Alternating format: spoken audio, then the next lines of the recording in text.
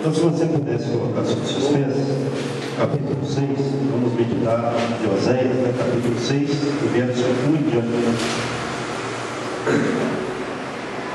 Vinde e tornemos para o Senhor, porque Ele nos despedaçou e nos sarará, fez a ferida e a ligará. Depois de 2 dias nos revigorará, ao terceiro dia nos levantará, e viveremos diante dele. Conheçamos e prossigamos em conhecer ao Senhor, como a alva a sua vida é certa, e ele descerá sobre nós como chuva serôdia que rega a terra. Que te farei, ó Efraim? Que te farei, ó Judá? Porque o vosso amor é como a nuvem da manhã e como o orvalho da madrugada que se passa. Por isso, os abati por meio dos profetas, pela palavra da minha boca, os matei, e os meus juízos sairão como a luz. Pois misericórdia quero, e não sacrifício, e o conhecimento de Deus mais do que holocaustos. Mas eles transgrediram a aliança com Adão, eles se portaram aleivosamente contra mim. Gileade é a cidade dos que praticam injustiça, manchada de sangue, como hordas de salteadores que espreitam alguém. Assim é a companhia dos sacerdotes, pois matam no caminho para Siquém, praticam abominações. Vejo uma coisa horrenda na casa de Israel. Ali está a prostituição de Efraim. Israel está contaminado. Também como Judá será ceifado. Amém?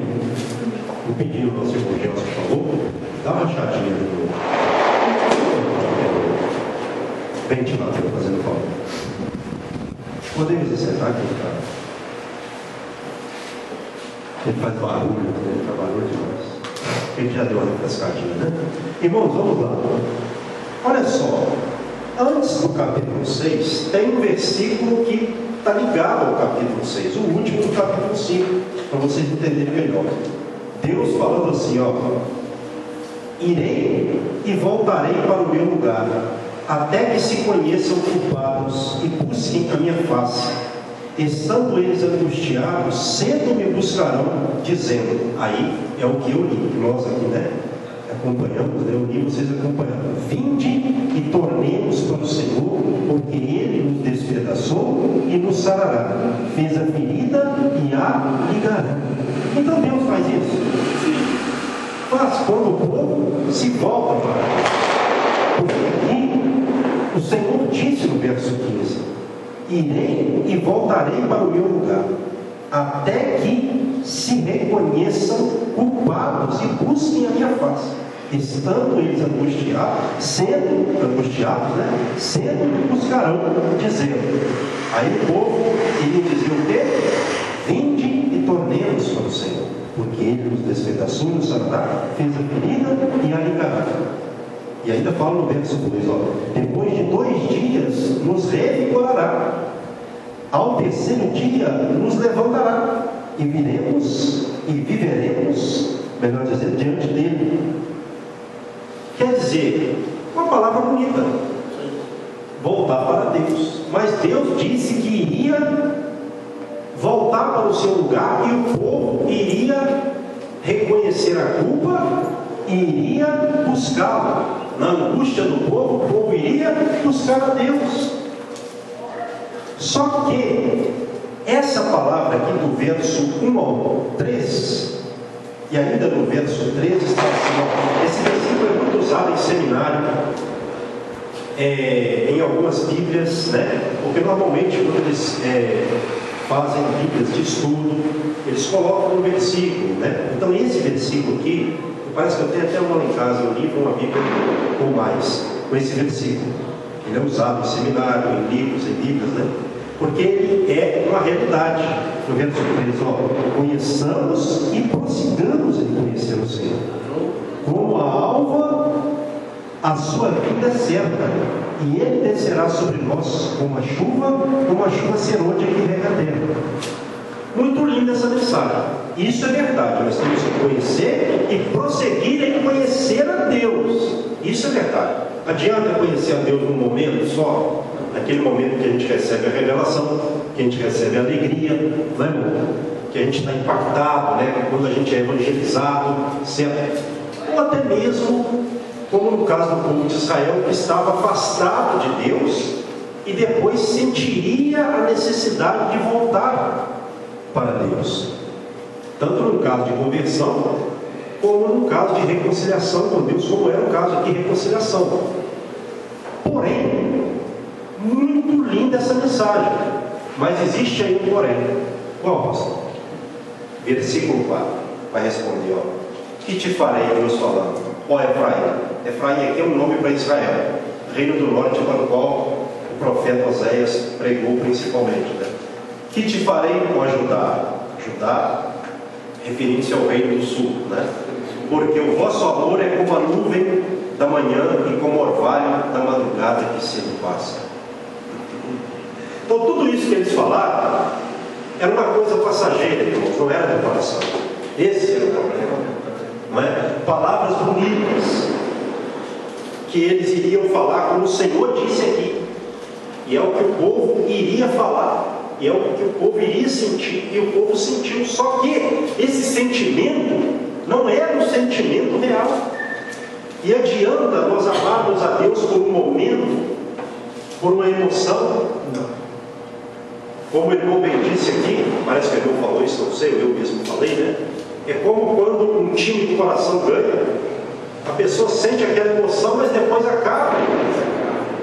Daí a pouco está xingando o time porque perdeu e tudo mais. E esquece, né? E assim a vida de Deus não. Nós não podemos ter um amor por Deus passageiro. Um amor por Deus como o povo de Israel ele tinha no seu coração, que era um amor, como o Senhor disse no verso 4: que te farei, Efraim, que te farei ajudar, porque o vosso amor é como a nuvem da manhã e como o orvalho da madrugada que cedo passa. Quem já viu o orvalho? Sim. Você vê ele, né? Mas logo que o sol sai, Isso. o orvalho some. Assim era o povo de Israel. Pastor, era o povo de Israel, e isso às vezes acontece com a gente, com o povo de Deus hoje.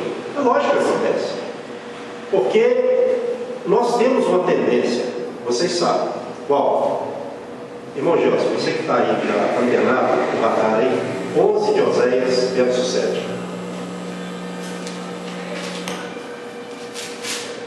Aleluia. 11 de Oséias, verso 7. Aonde está escrito assim: porque o meu povo é inclinado a desviar-se de mim. Exatamente. Correm ao Altíssimo, de maneira alguma me adora. Eu quero ficar com a parte A. O meu povo é inclinado ao quê? A se desviar. A se desviar. Então nós também temos essa tendência do desvio de conduta para com Deus, e é desviar-se do Senhor, que é algo que nós não devemos fazer, mas nós temos isso no nosso coração. Há desvios no coração humano, e o ser humano precisa de vigiar com isso. A própria Bíblia diz. Então o povo tinha um amor por Deus, mas qual era o amor do povo? Um amor passageiro, cedo passava, e logo o povo caía em iniquidade, em idolatria, em prostituição e coisas do gênero. Então, irmãos, nós não podemos ter esse amor por Deus, porque o amor de Deus para conosco é um amor sincero, é um amor real. Quantas vezes Israel desviou-se de Deus, e Deus ainda assim, ele foi a Israel, ele procurou Israel. E ainda quando Israel buscava Deus, Deus se deixava achar, ser achado, porque Deus queria ser encontrado. Não foi falado aqui outro dia que Deus quer ser encontrado? Ele quer. Só que infelizmente o profeta Oséias profetizou principalmente para o reino do sul, que foi um reino assim marcado por idolatria. Não é? Quando a gente estuda a história do reino do norte, foi marcado por idolatria. Jeroboão também é conhecido como o pai da idolatria. ele tornou o reino do norte um reino idólatra, de paganismo. Ele mudou a adoração, a forma de como era para se adorar a Deus. Ele mexeu onde não podia se mexer. E aí o reino foi só se afundando em suas idolatrias. E assim às vezes acontece com a gente também. Nós não podemos pensar assim,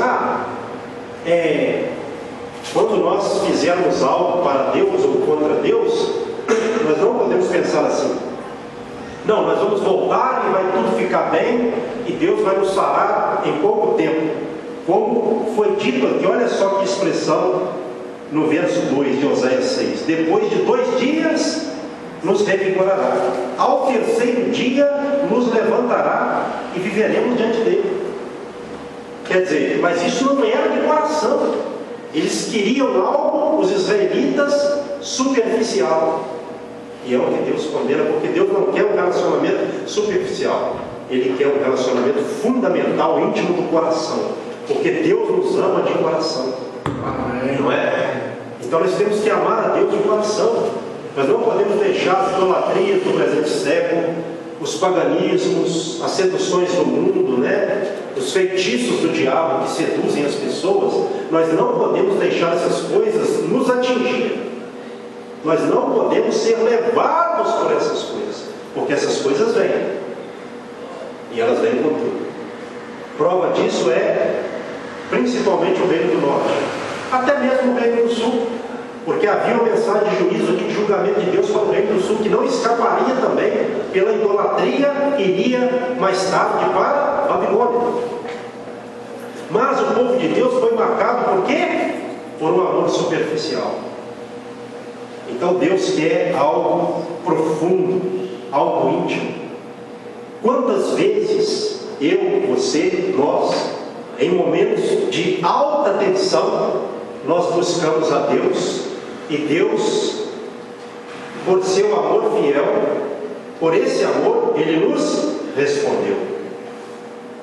E a gente foi ali, naquele momento, visitado por Deus. O poder de Deus nos livrou de algo que só Deus poderia fazer. Só alguém que ama legitimamente pode nos atender no momento em que não há mais nada a fazer. Não há recurso mais.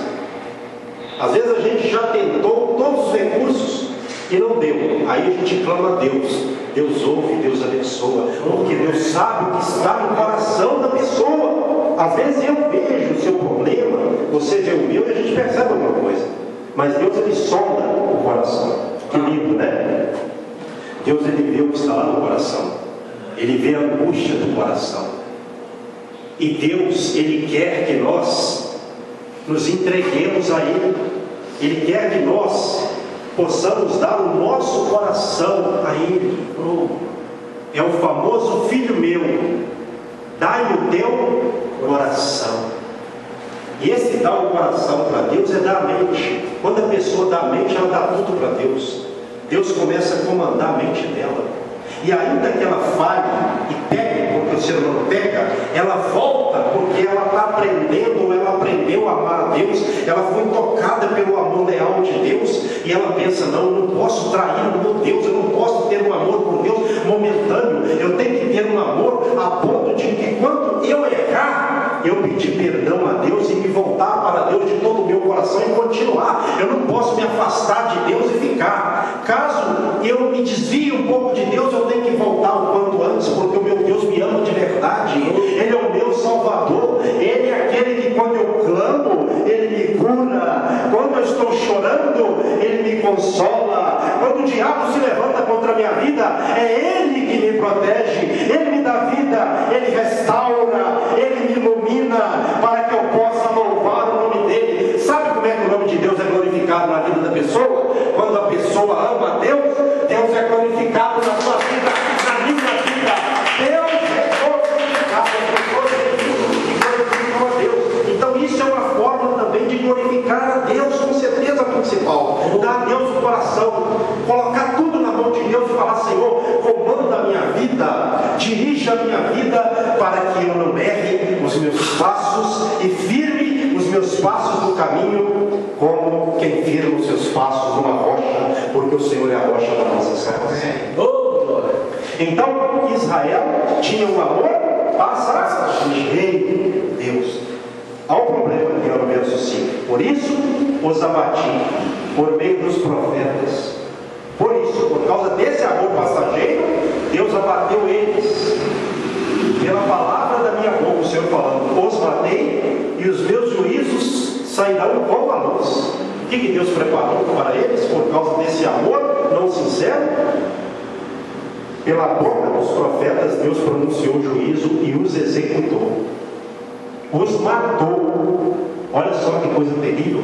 E esses juízos de Deus saíram como a luz, ou seja, como a força de um relâmpago.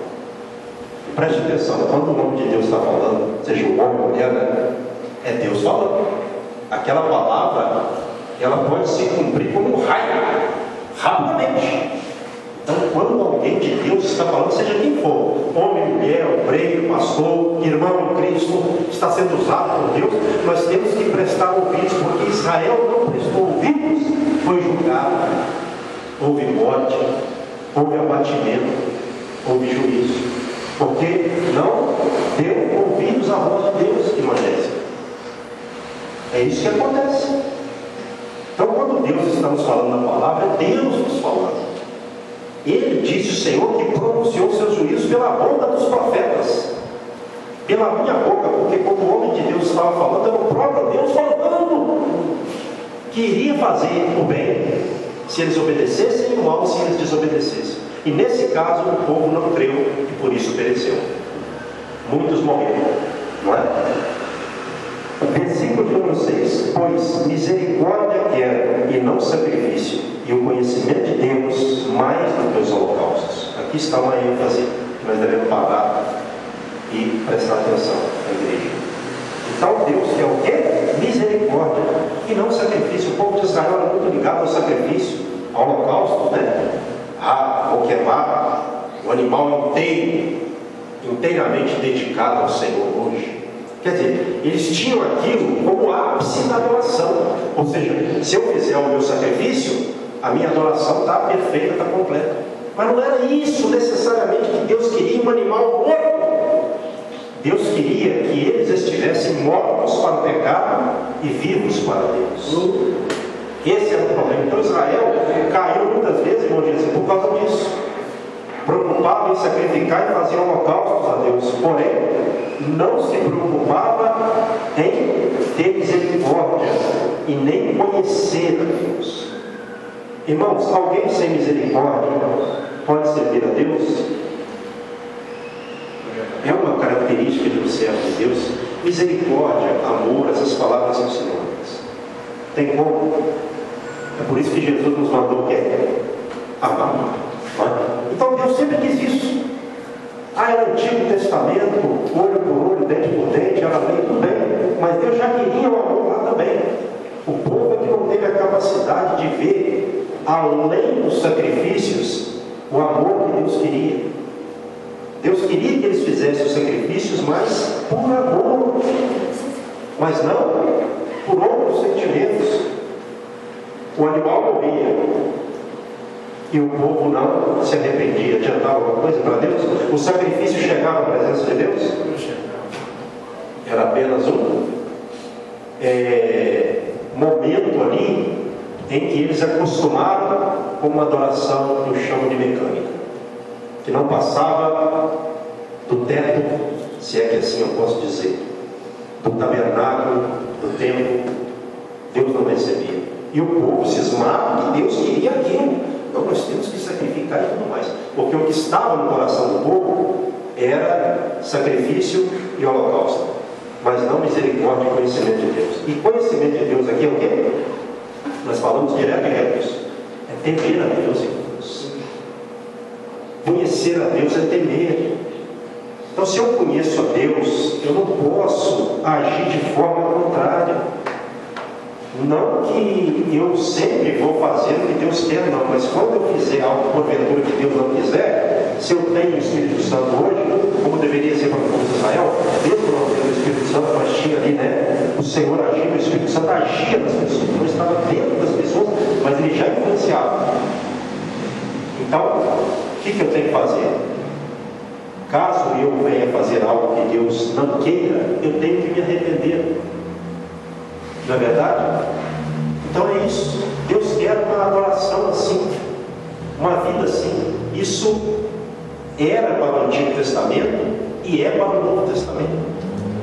Isso não muda. Deus, em sua natureza, propósito, plano, né? Muda o sistema de adoração, mas não a verdadeira adoração a Deus. Então, conhecer a Deus, que coisa maravilhosa. Aí nós voltamos para o verso de número 13. Conheçamos e prossigamos em conhecer. Só que isso não é do coração. Tem que ser de coração, né? Conhecer a Deus. Tem pessoa que vai para um seminário, não que eu diga que a pessoa não faça isso, quem tem chamado que vá, que queira, né? Mas não é o foco. Muitas pessoas vão para o seminário e desviam. Em vez do seminário, irmão Lucas, ter uma abrangência de maturidade, né? Para a pessoa aproximar-se mais de Deus por meio do conhecimento e levar o conhecimento transmitido, não, a pessoa se afasta. Ela fica, é uma pessoa orgulhosa. Fica aprendendo a como pregar coisa difícil para os outros. E ninguém vai entender. Isso, infelizmente, às vezes arrebata o coração de muitos estudantes seminaristas. Aí o cidadão sai de lá, quando chega em uma igreja que está sedenta pela palavra, começa a filosofar a fé. Aí ninguém entende. Aí daqui a pouco tem que trocar aquele pastor. Porque ele é muito acadêmico, ele é muito erudito. Ninguém entende o que ele fala. Não é esse conhecimento. Não que a pessoa não deva fazer o seminário, estudar, não é essa questão, mas tem que ser isso regido por um coração obediente, temente a Deus. Eu quero aprender e falar para o povo aprender. Coisa boa é quando você ouve alguém falar assim: poxa, irmão, você falou tudo que você falou, eu entendi. Você falou de uma forma que eu entendi tudo. Porque é o Espírito Santo. Você estuda para passar para as pessoas no Espírito. E ele revela, usa sua boca como boca de revelação. Então, se a pessoa não tiver essa conexão, não tem seminário que dá jeito, não tem estudo que dá jeito. Compra, envereda nos estudos, compra livros, mas não é essa a questão só. Isso é bom, mas se não for regido pelo temor, cai no terra. Camarada depois dá vontade até de queimar os livros, todos os livros, né? Vou queimar tudo. Perdi meu tempo, mas porque o coração dele não estava disposto a conhecer a Deus como Deus quer ser conhecido.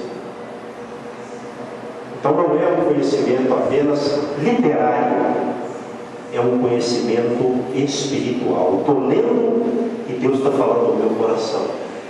Ainda que eu não entenda uma palavra ou outra, mas Deus é tão bom que o Espírito Santo vai dando à pessoa que quer assim, que busca assim, um entendimento até de como estudar a Bíblia, para ele mesmo não desviar. Não é verdade? Então tudo isso Deus dá. Então o conhecimento que estava faltando para o povo era esse, estava faltando misericórdia. Estava faltando temor de Deus, não adianta. Entendeu?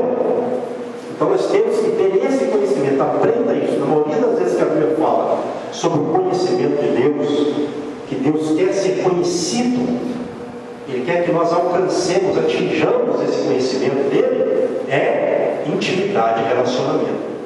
Não é só algo decoreba e ficar estudando coisa difícil, para botar os outros em dificuldade. Aí já é até Deus que me perdoe de falar demônio. E a pessoa acha que Deus vai ter que vigiar. Pastor, mas só usou uma palavra pesada. Por exemplo, quem usou? Eu vou pegar aqui um partido religioso para não falar do outro dos outros, né? Quem usou os fariseus contra Jesus? O Espírito de Deus ou o diabo? O diabo. Sim. Então isso acontece, é tipo os falsos profetas que Deus não os mandava falar. Quem mandava falar? Quem usava eles? Deus ou o diabo? O diabo. Então, é isso que eu estou falando, entendeu? Não é bíblico isso. Então não é esse conhecimento. Esse conhecimento pode ser, e quando é assim, não só pode, como é do diabo. Você tem que vigiar para não ser. Aí verso agora de número 7. Mas eles transgrediram a aliança com Adão, eles se portaram alevosamente contra mim. Aí ele traz quem? Adão. Depois que lá na origem, Adão. Mas eles transgrediram a minha aliança, né? Ou a aliança com Adão. O que Adão fez? Nós sabemos, né? Deus mandou Adão fazer uma coisa, Eva e Adão fizeram justamente o que Deus falou para Adão fazer. E até hoje a humanidade para por isso. Porque ali entrou o pecado no mundo. Então, toda vez que a gente peca de certa forma, a gente está agindo como Adão. Não é? Então a gente tem que agir como quem?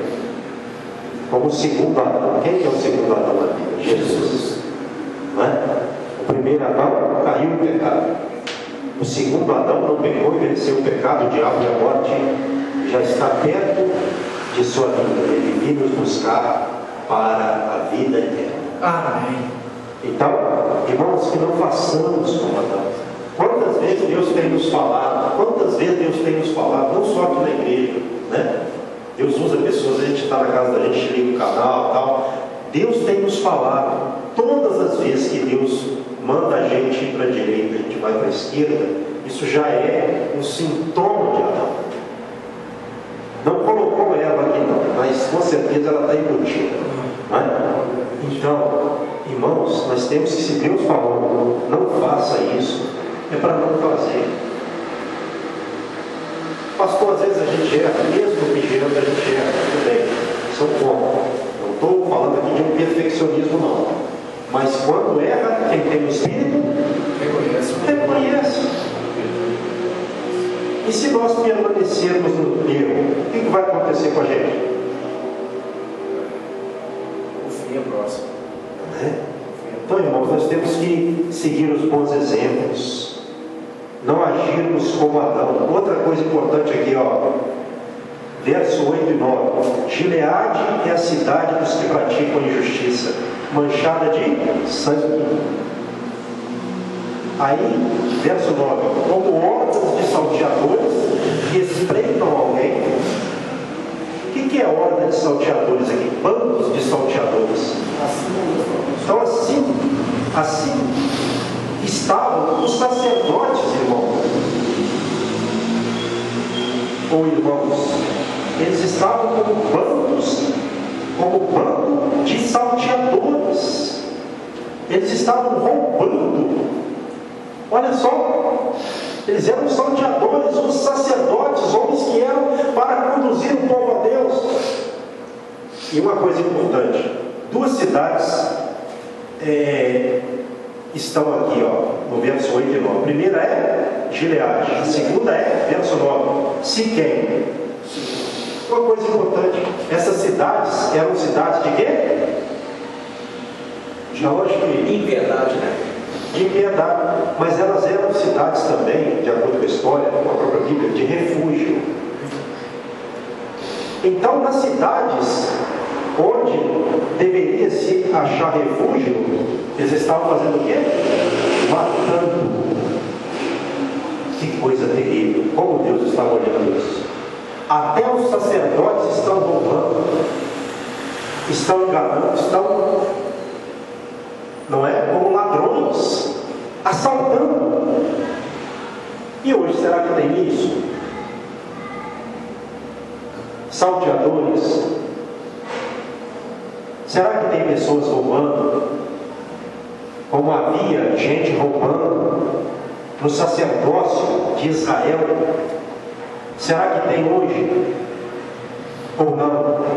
Então as pessoas, elas vêm até a gente para buscar o que de alguma forma? Refúgio, palavra amiga, palavra de esperança, palavra de consolação. Aí a pessoa vem e homens que dizem ser de Deus matam as pessoas, roubam essas pessoas. Como Deus está vendo isso? Nós podemos fazer essa interpretação. Podemos ter essa interpretação de acordo com o verso 8 e 9. Então as pessoas não vêm à igreja para serem roubadas, para serem enganadas. As pessoas vêm à igreja buscando refúgio em Deus, porque Deus é que é o nosso esconderijo, e nós devemos também pregar esse esconderijo para as pessoas, porque só em Deus há segurança, só no esconderijo do Altíssimo há descanso para as pessoas. Então nós não devemos matar as pessoas, enganar as pessoas, porque se nós fizermos isso, nós colheremos isso também. Mas se nós quisermos colher o bem, nós temos que pregar o refúgio em Deus. Toda vez que você fala de Deus para alguém, você está pregando refúgio, você está pregando descanso, esconderijo. Quando você fala de Deus para alguém, quando aquela pessoa vai até você e você acolhe aquela pessoa, ela refugia-se em você. Porque se vê Deus, não, a pessoa vai encontrar Deus em você, irmão. Irmãos, em nós. Deus vai aparecer para alguém? Não. Quando a pessoa, por exemplo, ela vai buscar macumba, quem que apresenta para elas? As pessoas que vão buscar a macumba, né? Quem apresenta para elas? Tem alguém, tem? Então assim também é. Tem o que apresenta Deus e o que apresenta o diabo. Então tem doutrina que é doutrina do diabo. Israel estava praticando banditismo, não é? Matando, olha só, matando. E se eu disser melhor dizendo para vocês, que hoje tem pessoas no meio do povo de Deus matando, vocês não acreditam. Até isso tem. Eu não posso falar logo, mas tem. Matam espiritualmente e, se bobear, matam até fisicamente. Irmãos, é sério.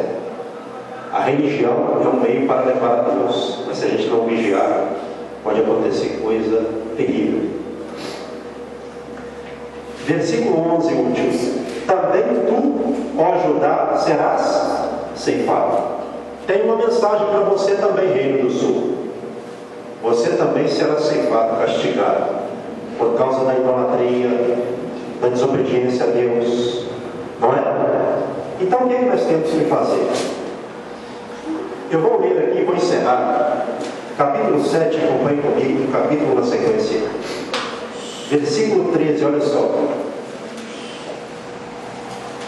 Olha como esse povo era terrível e assim dava desobediência a Deus. Ó, capítulo 7 de Oséias, verso 13. Vou pedir ao irmão Lucas que leia para nós, por favor. 13 do capítulo 7 de Oséias, verso 13. Ai deles, porque fugiram de mim, destruição sobre eles, porque se rebelaram contra mim. Eu os remiria, mas eles falam mentiras contra mim. Então o que Deus fala aqui? Ai deles. Esse ai significa o quê? Castigo direto. Que lamento que exato. Porque fugiram de mim. Eles fugiram de Deus. Em vez deles irem ao encontro, eles fugiram. Aqui ainda fica mais claro, né? Vamos passar essa palavra aterrorizante. Ai dessa gente, jamais deveriam ter me desprezado. Ó destruição, vem sobre eles, porquanto se rebelaram e teimaram em se afastar de mim. Eu desejo redimi-los, mas eles falam mentiras a meu respeito. Olha só que palavra clara. Na Bíblia dele está até de uma forma mais clara para entender, não é? Então era um povo rebelde, um povo, exatamente, que se voltasse para Deus de coração, Deus iria perdoar, mas eles não queriam isso. Eles eram mentirosos, eles eram rebeldes. Eu vou ler só a parte A do verso 14, ó. Não clamam a mim de coração. Eles buscavam a Deus de coração, clamavam de coração. Tem clamor que é de coração, tem clamor que não. Verso 16 e último. Eles voltam, mas não para o Altíssimo.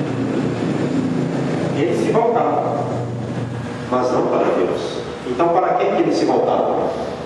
Para os ídolos. Então, irmãos, toda pessoa que e sabe o que deve fazer, como Israel sabia o que deveria fazer e não faz, as autoridades principalmente. Toda pessoa que age assim está em rebeldia.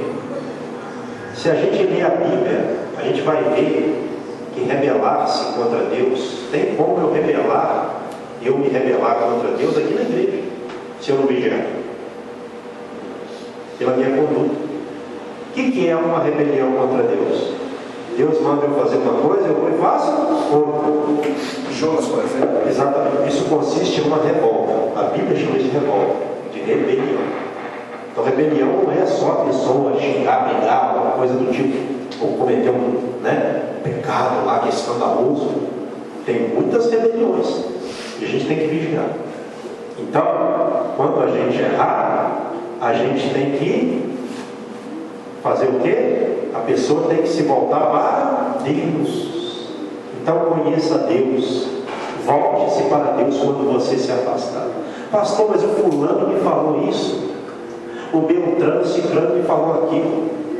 Ué, nós andamos pela palavra ou nós somos manivela para onde a pessoa toca vai? Não, a gente anda pela palavra. Então o povo que anda pela palavra obedece a Deus e ama a Deus de coração. Então nós não podemos desobedecer a Deus. E caso nós desobedecemos a Deus por algum problema, alguma desvigilância nossa, nós temos que fazer o quê? Cada um se arrepender e voltar-se para Deus, porque Deus perdoa. Deus é amor, mas também Deus é fogo consumidor. Deus, Ele liberta e salva, mas condena também e manda para o fogo. Esse é o nosso Deus. Então vamos obedecer a Deus de coração.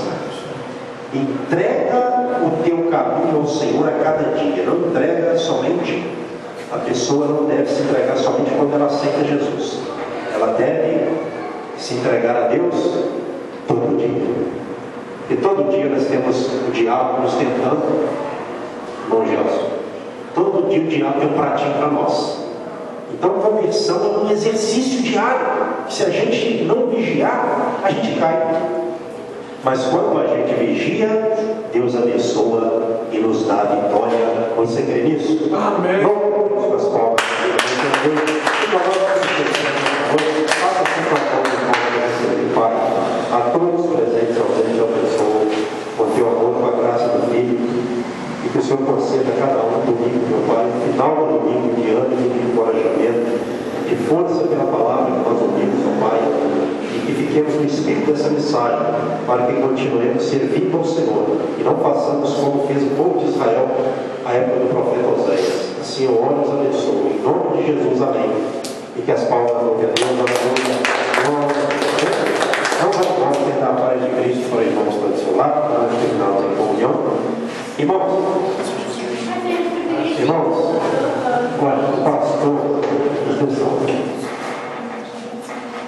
o pastor precisa de algo, de que vocês se esforcem para vir à igreja, certo? Tem um caso do nosso irmão Lucas, ele está sempre trabalhando depois do horário, irmão.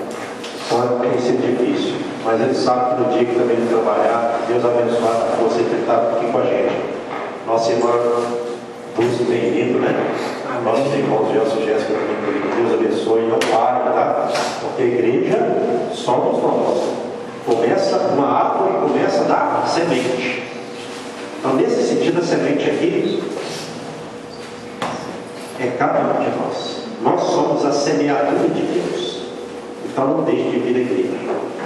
Se você vê algum irmão da igreja que estiver desanimado, tente animá-lo, mas nunca seja tocado pelo desânimo dele. Sempre anime as pessoas, porque nós precisamos de cultuar a Deus. Nós temos quantos dias de culto? 3. Se for analisar, não é que deveria ter culto todo dia, não. Mas nesses 3, vamos na nossa programação ser fiel. Que Deus abençoe em nome de Jesus. Amém?